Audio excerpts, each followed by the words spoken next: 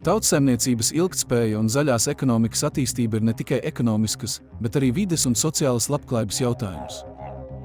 Eiropas parlamenta vēlēšanas ir svarīgs fórums, kur var izvirzīt jautājumus par tautsaimniecības attīstību un ilgtspējīgu izaugsmu. Balsot par kandidātiem, kuri apņemas veicināt zaļās ekonomikas principus un rīcību, ir solis pretī videi draudzīgai un ilgtspējīgai nākotnei. Mēs varam atbalstīt politikas virzienus, kas veicina zaļo tehnoloģiju attīstību, atjaunojamu enerģijas avotu izmantošanu un resursu efektīvu izmantošanu, nekaitējot Latvijas dabai, tādējādi radot pozitīvu ietekmi uz mūsu planētas veselību un labklājību. Sveiki, mani sauc Mārtiņš Ate un esmu deputāta kandidāts no Tauta Zeme valsts saraksta numur 13 Eiropas parlamenta vēlēšanās. Mūsu balsis ir svarīgas. Tikai kopā mēs varam panākt, ka Latvija zied Eiropā, saglabājot savu unikālo identitāti un brīvību. Balso par Tauta Zeme valsts sarakstu numur 13.